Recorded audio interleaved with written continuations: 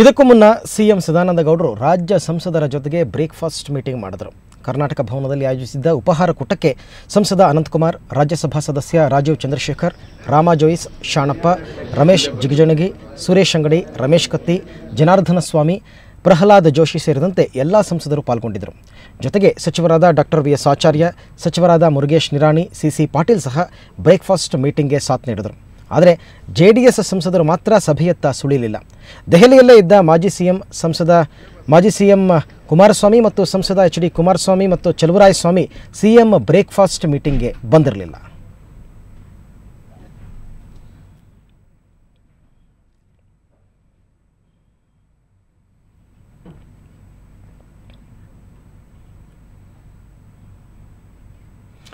ಒಟ್ಟಾರೆ ನವದೆಹಲಿಯಲ್ಲಿನ ಬೆಳವಣಿಗೆ ಬಗ್ಗೆ ಮಾಹಿತಿ ನೀಡೋದಕ್ಕೆ ನಮ್ಮ ಪ್ರತಿನಿಧಿ ಪ್ರಶಾಂತ್ ನಾಥು ನಮ್ಮ ಜೊತೆ ನೇರ ಸಂಪರ್ಕದಲ್ಲಿದ್ದಾರೆ. ಪ್ರಶಾಂತ್, ಒಂದು ಬಹಳ ಮುಖ್ಯವಾದ ವಿಚಾರ ಈಗ ಬಂದಿರತಕ್ಕಂಥ ವರ್ತಮಾನದ ಪ್ರಕಾರ ರೆಡ್ಡಿ ಬ್ರದರ್ಸ್ ನಾವು ಸಂಪುಟಕ್ಕೆ ಸೇರ್ಪಡೆ ಆಗೋದಿಲ್ಲ ಅನ್ನೋ ತೀರ್ಮಾನಕ್ಕೆ ಬಂದಿದ್ದಾರೆ. ಜೊತೆಗೆ ಬಳ್ಳಾರಿಯ ಯಾವ ಶಾಸಕರೂ ಕೂಡ ಸಂಪುಟದಲ್ಲಿ ಪಾಲ್ಗೊಳ್ಳಬೇಡಿ ಅಂತ ಒಂದು ತಾಕೀತು ಮಾಡಿದ್ದಾರೆ.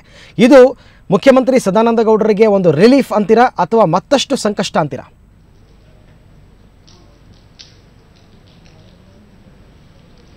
ಪ್ರಮುಖವಾಗಿರ್ತಕ್ಕಂಥದ್ದು ರೆಡ್ಡಿ ಸಹೋದರರು ಸಂಪುಟಕ್ಕೆ ಸೇರ್ಪಡೆಯಾಗದೆ ಹೊರಗುಳಿದು ಏನು ಮಾಡ್ತಾರೆ ಅಂತಕ್ಕಂಥದ್ದು ಮುಖ್ಯಮಂತ್ರಿ ಸದಾನಂದ ಗೌಡರಿಗೆ ಅದು ಒಳ್ಳೆಯದೋ ಅಥವಾ ರಾಜಕೀಯವಾಗಿ ಅದರ ಪರಿಣಾಮಗಳೇನು ಅಂತಕ್ಕಂಥದ್ದು ಸ್ಪಷ್ಟವಾಗಿ ಗೊತ್ತಾಗಲಿದೆ.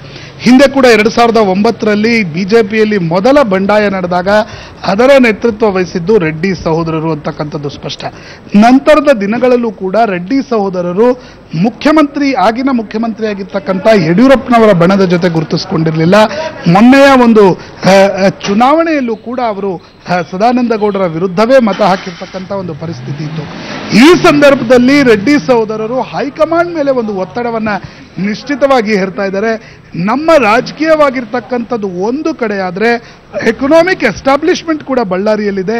ಅದಕ್ಕೂ ಕೂಡ ಧಕ್ಕೆ ತರತಕ್ಕಂಥ ಕೆಲಸವನ್ನು ಮಾಡಿದರೆ ನಾವು ಸುಮ್ಮನಿರಲು ಸಾಧ್ಯವಿಲ್ಲ ಅಂತಕ್ಕಂಥದ್ದು ರೆಡ್ಡಿ ಸಹೋದರರು ಹೈಕಮಾಂಡ್ಗೆ ಕಳಿಸಿರ್ತಕ್ಕಂಥ ಸ್ಪಷ್ಟವಾಗಿರ್ತಕ್ಕಂಥ ಸಂದೇಶ. ಕರುಣಾಕರ್ ರೆಡ್ಡಿ, ಜನಾರ್ದನ್ ರೆಡ್ಡಿ, ಶ್ರೀರಾಮುಲು ಬಿಟ್ಟು ಇನ್ನೊಬ್ಬರನ್ನ ಮಂತ್ರಿ ಮಾಡುವ ಬಗ್ಗೆ ರೆಡ್ಡಿ ಸಹೋದರರಲ್ಲೇ ಸ್ಪಷ್ಟವಾಗಿರ್ತಕ್ಕಂಥ ಸಹಮತವಿಲ್ಲ. ಜಾರಕಿಹೊಳಿ ಮತ್ತು ಕೆಲ ಶಾಸಕರು ಕೂಡ ರೆಡ್ಡಿ ಸಹೋದರರ ಜೊತೆಗೆ ಸಂಪುಟ ಪುನಾರಚನೆಗೆ ಸಂಬಂಧಪಟ್ಟಂತೆ ನಿಂತುಕೊಂಡಿದ್ದಾರೆ ಅಂತಕ್ಕಂಥದ್ದು ಕೂಡ ಅಷ್ಟೇ ಸ್ಪಷ್ಟ. ಅರವಿಂದ್, ಈ ಸಂದರ್ಭದಲ್ಲಿ ರೆಡ್ಡಿ ಸಹೋದರರು ಹೈಕಮಾಂಡ್ ಮೇಲೆ ಒಂದು ಕಡೆ ಶ್ರೀರಾಮುಲು ಅವರನ್ನು ಸಂಪುಟಕ್ಕೆ ತೆಗೆದುಕೊಳ್ಳಲೇಬೇಕು ಅಂತಕ್ಕಂಥ ಒತ್ತಾಯವನ್ನು ಹಾಕ್ತಿದ್ದಾರೆ. ಇನ್ನೊಂದು ಕಡೆ ಯಾರೂ ಬೇರೆಯವರು ಸಂಪುಟಕ್ಕೆ ಸೇರಲು ಸಾಧ್ಯವಿಲ್ಲ ಅಂತಕ್ಕಂಥದ್ದನ್ನು ಕೂಡ ತಮ್ಮ ಬೆಂಬಲಿಗರಿಗೆ ಸ್ಪಷ್ಟಪಡಿಸಿದ್ದಾರೆ. ಅರವಿಂದ್, ಒಂದು ಕಡೆ ಹೈಕಮಾಂಡ್ ಮೇಲೆ ನಿಶ್ಚಿತವಾಗಿ ಒತ್ತಡವನ್ನು ಹಾಕ್ತಾ ಇದ್ದಾರೆ. 2 ದಿನಗಳಿಂದ ರೆಡ್ಡಿ ಸಹೋದರರು ದೆಹಲಿಯಲ್ಲೂ ಕೂಡ ಬೀಡು ಬಿಟ್ಟಿದ್ದಾರೆ ಅಂತಕ್ಕಂಥದ್ದು ಕೂಡ ಸ್ಪಷ್ಟ.